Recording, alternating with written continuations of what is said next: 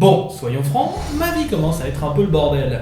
Bon, déjà, je me suis fait attaquer par une tante de Freddy Krueger qui a essayé de s'incarner dans le monde à Halloween dernier. J'ai sorti 26 vidéos en 25 jours, je suis revenu sur des comics assez obscurs, et là-dessus, voilà que mon double d'une autre dimension débarque dans mon salon avec deux de ses potes. Bien sûr, avec mon colocataire, on s'est dit qu'on allait quand même pas les foutre dehors, hein, quand même. Du coup, c'est notre propriétaire à nous qui nous a foutus dehors, vu qu'il croyait qu'on sous-louait l'appart. Du coup, on a dû déménager, et avec mon double, on s'est dit que c'était quand même con d'être ensemble et de pas en profiter pour tourner un petit truc, vu qu'on faisait un peu tous les deux des vidéos. Et du coup, quel meilleur thème que le multivers.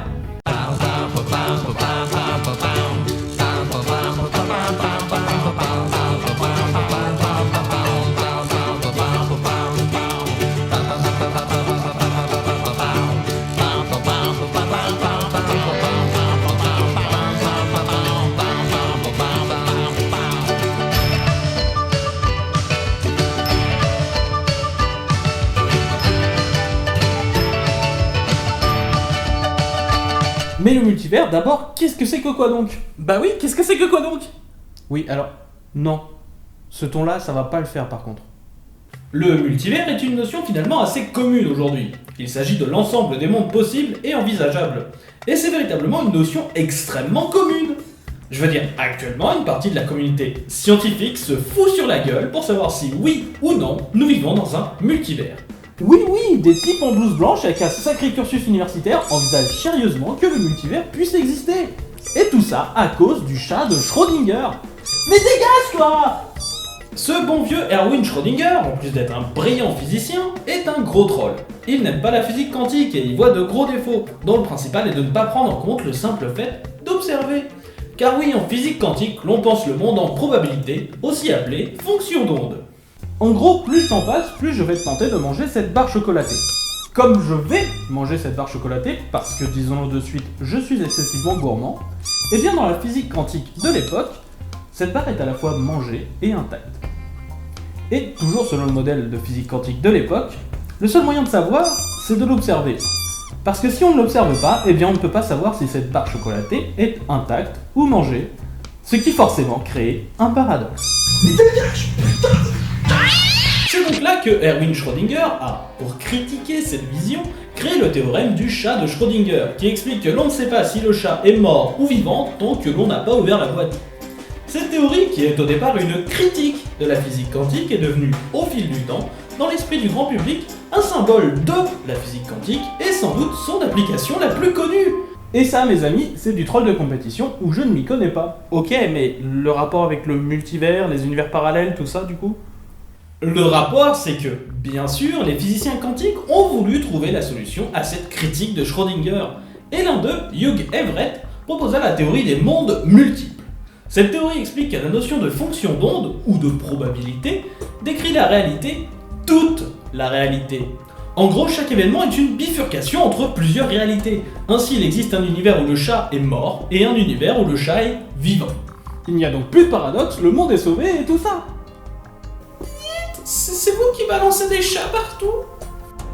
À partir de là, bien sûr, les scientifiques ne sont pas d'accord, chacun teste sa tambouille et tente soit de détruire cette théorie, soit de la faire fonctionner. C'est comme ça que marche la science et au bout d'un moment, on peut dire si c'est vrai ou non. Après, ça peut durer longtemps, hein, genre plusieurs siècles. Mais on a un postulat assez solide à la fin. D'autres théories sont nées au fil du temps, comme la théorie des cordes ou la théorie des mouches d'univers. Mais en tout cas, une chose est sûre, l'existence du multivers est assez sérieusement envisagée. Et c'est pour ça qu'on apprécie encore plus que ce concept soit si lié à l'histoire de la fiction. Sans rire, la fiction a la très géniale tendance de présenter, avant même leur création, le futur de l'humanité. Quand Martin Cooper a créé le téléphone portable en 1973, il s'inspirait du transponder du capitaine Kirk une dizaine d'années plus tôt dans Star Trek. Les hologrammes peuvent remonter jusqu'au roman de Jules Verne, Le Château des Carpates. Tout le monde actuellement cherche à recréer l'overboard de Retour vers le futur. Bref, pour nous c'est assez clair, la fiction ne fait pas que représenter la réalité, mais quelque part elle la façonne aussi à sa manière. Non mais, parce que soyons francs, si en tant que race on a été sur la Lune, c'est bien parce qu'on a passé plus d'un siècle à nous expliquer que c'était possible. Depuis De la Terre à la Lune de Jules Verne, au Voyage vers la Lune de Méliès, à Tintin. On nous a dit clairement que c'était possible. Parce que le concept de multivers est encore, pour le moment, plus lié à l'histoire de la fiction que de la réalité. L'on peut retrouver des exemples avant la théorie de Monsieur Everett, comme par exemple dans le roman L'univers en folie de Monsieur Frédéric Brown, sorti en 1949, où un journaliste est envoyé de notre univers à un univers de pulp dans une ambiance très humoristique. Et je vous parle de celui-là, mais c'est seulement parce qu'il est un peu pulp. Parce que sinon, les univers parallèles, tout ça, il en existe des tonnes dans tout l'ensemble de la fiction. Les Chroniques de Narnia, univers parallèle. The Garden of Forking Pass, pareil. Sidewise in Time, je me répète, The Big Time, fracking, bis, repetitas. D'ailleurs, on en a discuté et on a tous les deux rencontré le principe du multivers dans des romans. Pour ma part, c'était dans À la croisée des mondes de Philippe Pullman. Quant à moi, c'est en lisant le cycle d'Eric Fantasy du cycle d'Elric que j'ai découvert le principe avec la figure du champion éternel. Car sur chacun des plans de réalité de l'univers, il existe une incarnation du champion éternel qui est le gardien de la balance cosmique. Et oui, mes lectures sont métal. Quant au monde des comics, il est souvent admis que le concept du multivers a été apporté par Flash. J'ai envie de dire que c'est faux, et plutôt de dire que c'est Flash qui l'a pérennisé. C'est en effet en 1953 dans Wonder Woman numéro 59 que nous découvrons le premier monde parallèle de l'univers DC, avec une version alternative de l'Amazon, Tara Teruna. Oui, je sais, moi aussi j'aime bien que le personnage de Flash soit lié de près ou de loin à tout ce qui touche au multivers, mais rendons à l'Amazon ce qui lui est dû. T'es vraiment qu'un gros fanboy DC, tu le sais ça. Passionné, nuance s'il te plaît. C'est quelques années plus tard, alors que plusieurs héros sont remis au goût du jour, marquant le passage de l'âge d'or à l'âge d'argent, que naît officiellement le multivers. Nous sommes en 1961, et le Flash nouvelle formule, Barry Allen, rencontre l'ancien Flash, Jay Garrick. Il est alors annoncé que tous les héros de l'âge d'or existent sur une autre Terre, et donc que l'univers d'ici est bel et bien un multivers. A partir de là, tout s'enchaîne assez vite et les crossovers avec cette deuxième Terre deviennent une tradition annuelle. Cela plaît aux nouveaux fans, qui peuvent redécouvrir de nouveaux personnages, en tout cas nouveaux pour eux, et qui ont inspiré les personnages actuels. Et cela plaît aux anciens fans, dont DC a su préserver l'univers de ses anciens personnages inchangés et a gardé toute leur aura. DC a trouvé une formule qui permet de garder intacts les personnages et de ne pas dénaturer leurs univers, tout en permettant de publier des aventures avec eux. De même vient un principe qui permet de régler les quelques erreurs de continuité actuelles. DC régla ainsi quelques problèmes de continuité, comme certaines histoires farfelues de Brave and the Bold qui obtinrent leur propre univers, la Terre B, car le scénariste avait une forte habitude de faire ce qui lui plaisait. Oui, et c'est comme ça que DC a acquis un multivers qui faisait fuir tout son nouveau public. Pas vraiment en fait, si on y réfléchit, ces terres-là n'étaient que rarement évoquées, puisqu'étant hors continuité. Non. Selon moi, le premier vrai problème du multivers DC, ce fut les rachats. Comme on l'a vu, en créant une seconde Terre pour ses anciens héros, DC a su préserver tout le charme et l'aura de ceux-ci. Il a réussi à ne pas les dénaturer.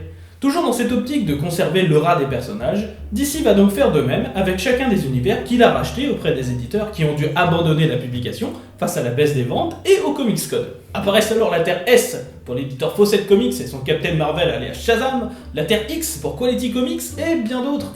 Et oui, c'est là que, en effet, ça peut devenir compliqué, car ce sont bien de nouveaux univers avec leurs propres titres que DC vient de lancer. Et beaucoup d'autres titres, se déroulant à d'autres époques, devinrent finalement des multivers afin de permettre de faire des rencontres entre tous les personnages. En plus, de nombreux univers parallèles furent créés au lieu d'être de simples histoires imaginaires, comme auparavant. Comme une où Bruce Wayne est adopté par le couple Kent et devient donc le frère adoptif de Superman, ou encore une où Superman est élevé par des singes et devient Karkan, le seigneur de la jungle. En gros, DC ne propose plus un seul monde, mais bien tout un éventail de mondes, dont certains ont des titres mensuels, et les rencontres entre les différents mondes ne cessent d'augmenter. Et beaucoup de lecteurs se sont sentis perdus.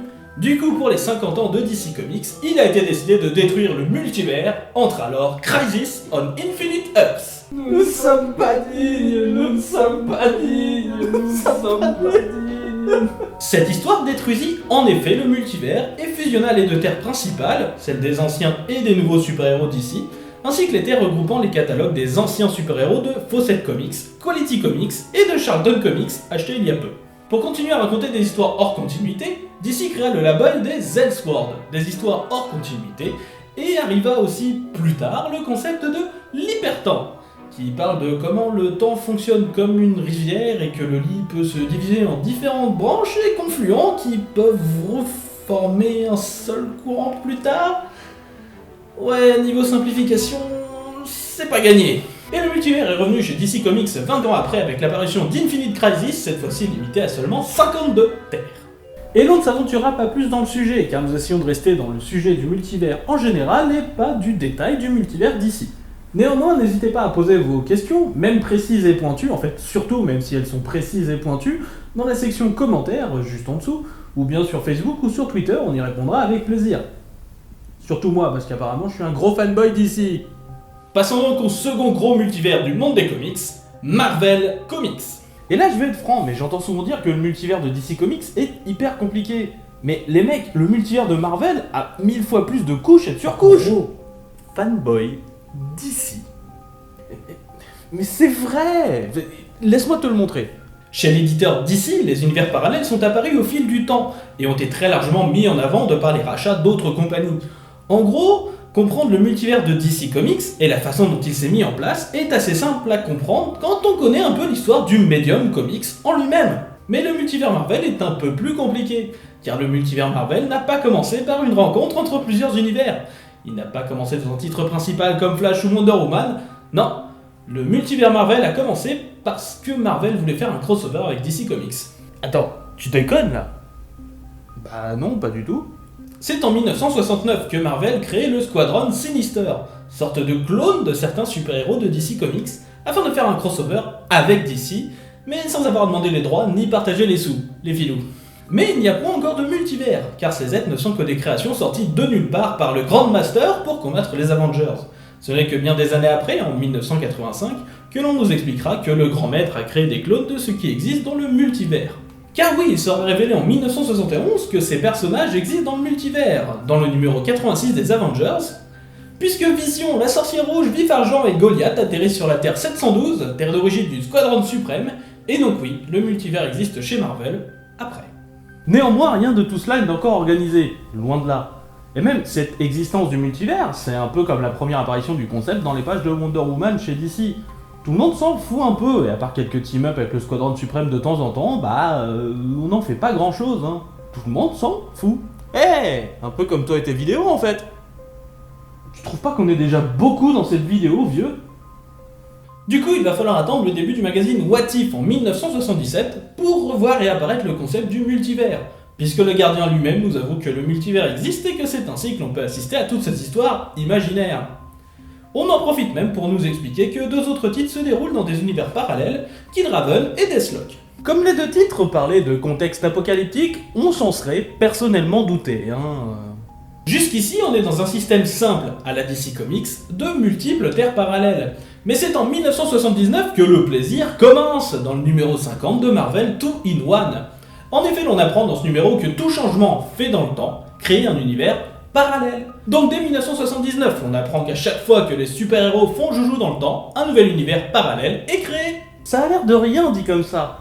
Mais comme les super-héros ont souvent tendance à se rendre dans les univers parallèles les plus connus, eh bien ça signifie qu'à chaque fois c'est un nouveau monde parallèle qui se crée. Ce qui déjà, rien qu'avec Age of Apocalypse, doit déjà faire un bien bon paquet.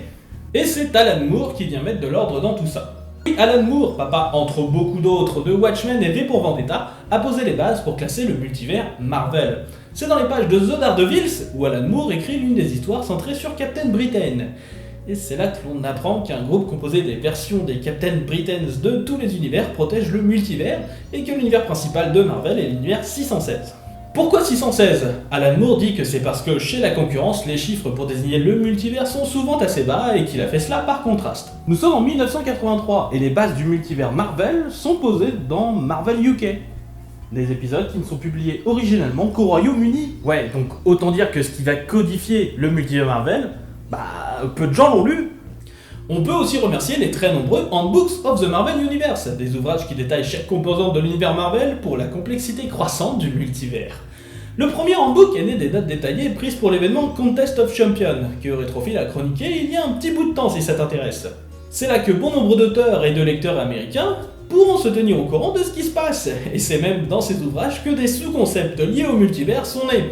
Oui, c'est là que le multivers Marvel est complexe. Il y a des sous-concepts qui sont nés dans les encyclopédies qui sont censés tout expliquer. Aspirine. Du coup, maintenant que l'on a vu les deux principaux points historiques du multivers des deux principaux éditeurs, il serait temps de vous faire un petit résumé de comment ceci fonctionne. Le multivers chez DC Comics est plutôt simple. L'on peut noter deux niveaux, l'univers et le multivers. L'univers représente de façon assez simple l'univers avec toutes les planètes où nos héros vivent leurs histoires, mais aussi les dimensions un peu cheloues attachées à cet univers, comme les enfers, le paradis, le plan des seigneurs de l'ordre et tutti quanti. Ensuite vient le multivers, qui regroupe l'ensemble des différents univers qui présentent chacun des différences entre eux. Et c'est tout.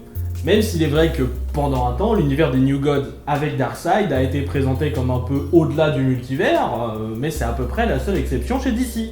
Et chez Marvel, c'est plus compliqué du coup ? Eh bien oui, je trouve. L'on retrouve bien les deux couches du multivers d'ici, avec l'univers initial, avec les mêmes dimensions un peu cheloues comme la zone négative, le microvers, les plans astro du Doctor Strange et tout ça. Ensuite on a donc le multivers, et le multivers Marvel est régi par le tribunal vivant. Oui, le même qui a été mort pendant un moment, ce qui peut expliquer le bordel. Ensuite nous avons le mégavers, un terme qui n'apparaît que dans les Handbook of the Marvel Universe du 21e siècle. C'est simple, hein. Le principe du mégavers est de contenir tous les autres univers de Marvel, mais qui ne sont pas protégés par le tribunal vivant. Par exemple, on y retrouve le New Universe ou encore la Earth Shadowline. Et encore au-dessus, on a l'Omnivers, qui regroupe tout. Tout. L'Omnivers est chez Marvel l'ensemble de toutes les dimensions, fictionnelles ou non. Oui, notre univers à nous en fait partie, ainsi que tout ce que produisent les éditeurs de comics concurrents, tous les romans, toute la création humaine en fait. Si l'on doit comparer à DC Comics, eh bien notre univers à nous n'était qu'une simple Terre parmi toutes les autres. On l'a appelée pendant très longtemps Terre Prime, mais aujourd'hui elle n'a plus de nom vu que le nom de Terre Prime a été repris par l'univers principal, mais bon ça c'est une autre histoire. Chez Marvel, il s'agit d'une surcouche au-delà de la couche où vivent les super-héros. Ouais, en fait, une fois que c'est expliqué, c'est pas si compliqué en fait. Je sais que c'est pas si compliqué. Mais il est très fréquent d'entendre que le multivers d'ici est extrêmement compliqué, alors qu'il est très rare d'entendre le même son de cloche venant de Marvel. Alors que, finalement, foncièrement, dans les faits, ils font la même chose. Car oui, scénaristiquement, le multivers sert à plusieurs choses. Premièrement, il permet aux scénaristes de créer des histoires impensables autrement. On ne peut pas montrer des univers aussi noirs que Kingdom Come dans l'univers normal de DC Comics où des régions entières sont nucléarisées et où des centaines de héros meurent. On ne peut pas dans l'univers normal de Marvel créer un moment où Apocalypse contrôle la planète car cela signifierait d'arrêter la publication des titres hors mutant.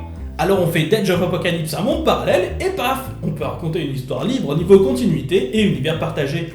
Une liberté impossible si l'on doit tenir à la lettre ce qui est marqué dans le numéro 13000 de telle série, ou les événements crossover qu'adorent excessivement les éditeurs. Et c'est la deuxième raison pour laquelle nous adorons le multivers, la liberté.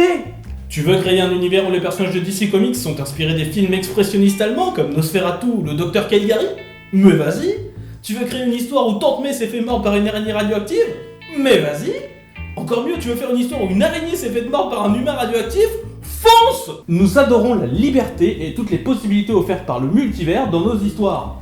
Et nous détestons voir toute cette richesse se faire rabaisser comme un ressort scénaristique du pauvre. Oui, le multivers a été utilisé pour expliquer des erreurs de continuité. Oui, le multivers est des fois utilisé pour des raisons purement éditoriales, comme la fusion des terres dans Crisis on Infinite Earths chez DC, ou encore la destruction du multivers dans le tout récent Secret Wars chez Marvel. Mais à côté de la richesse proposée par ce concept, il serait vraiment dommage de laisser de côté toutes ces histoires à cause de ce point. Il est vrai qu'il est difficile de rentrer dans l'ancien multivers d'ici, à cause du grand nombre d'histoires à ses débuts. Mais j'ai envie de dire qu'annuler le multivers n'a fait que complexifier l'univers d'ici avec la naissance de l'hypertemps, et que depuis que le multivers est revenu avec seulement 52 planètes, il est beaucoup plus simple. En plus, on a appris que l'hypertemps c'était seulement Booster Gold qui s'amusait. Chez Marvel, Secret Wars était censé détruire le multivers, mais en fait pas du tout, vu que Spider-Gwen s'amuse toujours chez elle, une série Web Warrior réunissant plusieurs versions alternatives de Spider-Man se balade un peu partout, la série Ultimate nous fait grandement comprendre que le multivers existe toujours. Bref, le seul truc que Secret Wars a changé pour le multivers, c'est que Red Richards, Sue Storm et la Future Foundation sont actuellement en train de l'explorer, et on espère les voir revenir bientôt. Et avant de vous laisser, on voudrait vous donner une sélection de 10 titres choisis pour explorer le multivers chez les Big Two. Et oui, en gros fanboy, on va commencer par Crisis on Infinite Earths. Crisis on Infinite Earths, c'est le récit de référence pour les histoires d'univers qui se rencontrent, et ce n'est pas pour rien. Ce récit de 1985 avait pour fonction d'effacer le multivers de DC Comics, ce qui a conduit ses auteurs à faire un hommage à tout le multivers de DC. L'histoire est sans doute peu digeste pour un néophyte, mais après quelques temps de lecture de comics, nul doute que l'histoire sera à votre portée. Mais ne croyez pas que DC a le monopole du crossover difficile à appréhender pour le néophyte. Marvel a Edge of Apocalypse, un univers alternatif où les mutants ont pris le contrôle du monde et créé des camps de concentration pour humains, et où Magneto dirige les X-Men pour protéger les humains suite à la mort de Charles Xavier dans ses bras. Cette histoire est véritablement excellente, mais est très longue, puisqu'elle qui est tiré entre de nombreux titres sur un an. Et le débutant aura du mal. Par contre après, c'est du caviar. Mais alors les débutants n'ont pas d'histoire qui est simplement à leur portée? Bien sûr que si. A notre avis, l'histoire actuellement chez DC qui permet à tout à chacun de comprendre l'intérêt des mondes alternatifs est Superman Red Son, dont tout le monde comprend facilement le changement et ce qu'il implique, puisque Superman, au lieu de tomber dans le Kansas comme d'habitude, tombe en Russie sous le communisme. Et comme vous pouvez l'imaginer, cela va changer pas mal de choses. Chez Marvel, nous pensons que l'une des histoires les plus accessibles est Marvel 1602, dont le principe est très simple. En effet, les super-héros Marvel, au lieu d'apparaître au XXe siècle comme d'habitude, apparaissent en 1602, à une époque où l'Amérique commence tout juste à être colonisée par les Anglais. On peut retrouver l'Inquisition qui harcèle les mutants, les 4 Fantastiques sont des explorateurs, Doctor Strange et Nick Fury sont au service de la Reine d'Angleterre et c'est de Neil Gaiman et c'est génial. Mais l'un des gros avantages du multivers, c'est de pouvoir nous proposer un univers qui est vraiment parti en couille. Chez DC, l'une des références du genre est bien entendu Kingdom Come, qui nous propose un univers où Superman s'est éloigné du monde après une catastrophe, et en son absence, les jeunes héros se sont littéralement coupés des humains normaux.